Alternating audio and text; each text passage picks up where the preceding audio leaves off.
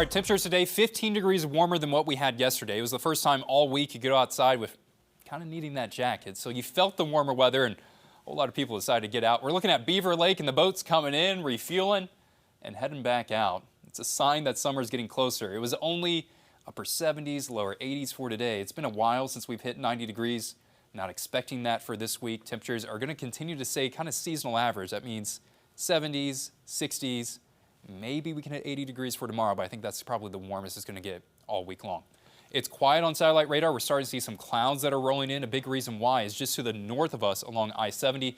Some thunderstorms are starting to form. We're seeing one thunderstorm that's moving right around I-70, about to get into the St. Louis area. Another thunderstorm right now. Most of this activity is going to pick up once we get past that midnight hour. It's a risk of thunderstorms with a wind and hail risk. I don't think it impacts us. Locally, we really have to wait till tomorrow night until we can have storm chances that start to move back in. So you're seeing this activity right now. It's going to continue to move into St. Louis. It will stay out of the Ozarks, and we'll have pretty nice weather for Monday as well. Some clouds, but generally sunny skies. Temperatures pretty similar to what we got for today. I think the only hiccup on tomorrow's forecast is winds will be gusty between 20 to 30 miles per hour. So you will notice that if you step outside at all. Cold front expected to move in tomorrow night, and this is what it's going to cause. More thunderstorms really after that midnight hour, and they're going to be very spotty in nature. It's going to be a feast or famine on this. So not everyone will see thunderstorms Monday night into the start of the day on Tuesday, but the people that do, we're looking at the possibility of a good downpour of rain, some fast winds, and some more hail. That will linger until Tuesday morning, and then once we get into Tuesday afternoon, I think most of the severe weather threat will be behind us. We will still have rain chances to finish Tuesday. Some of this rain can linger into Wednesday, but I think that opportunity for things to be severe, the opportunity for things to be nasty, is overnight Monday, start of the day on Tuesday. Look at this potential rainfall total. Don't just find your town and say this is what the weatherman's forecasting, because it's very spotty. Look at this. This latest model is saying Springfield picks up maybe a third of an inch, and then it's saying, oh, Camdenton, you're going to get about 4 inches. It's picking up on this very localized downpour, where some places will see a whole lot of rain in a short amount of time, and other places only going to see about a quarter to maybe half an inch. So very spotty on those rain chances, and there's also a severe weather risk. I think tornadoes, very unlikely. We could have an opportunity if something spins up, but not expecting a tornado outbreak, not expecting any strong tornadoes.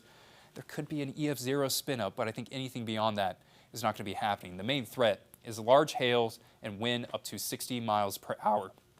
Here's the precipitation chances that we have throughout this week. It really doesn't start off until we get past that midnight hour. 70% chance of rain on Monday. Some of that can linger into Tuesday, or rather Wednesday as well. And then we'll have a chance of rain Friday night to the start of the day on Saturday.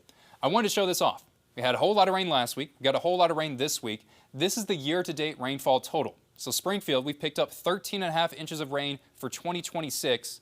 The average it's about 13 3/4. So if you've been doing any planting, thankfully really no ongoing drought conditions. Joplin, well above pace. Harrison and West Plains, about an inch, maybe 2 inches behind where you expect to be on the rainfall total. Here's your 7-day forecast. Overnight storms on Monday. Some of that rain can linger all the way until Wednesday. We'll get the sunshine to return for Thursday as well. Still checking next Sunday to be an opportunity of more showers to start to move back in. But with hail in the forecast, I want to provide an update on the storms that we got last Tuesday. The softball-sized hail that damaged countless windshields. Early damage estimates place the storm in the range of becoming the most expensive natural disaster in the city's history. The old mark to beat, that's $81 million, and that's, of course, from the 2007 ice storm. Now, it may be a few weeks before the official cost of Tuesday's hailstorm is calculated, and with body shops overwhelmed, the number of customers repairing damages could take even longer. I'm actually in the process of going and buying more glass racks because we're just having to lean glass up against the building on the floor on cardboard boxes. We do have an article on our website, that's ozarksfirst.com. It addresses what steps you could take if your car was damaged in last week's storms.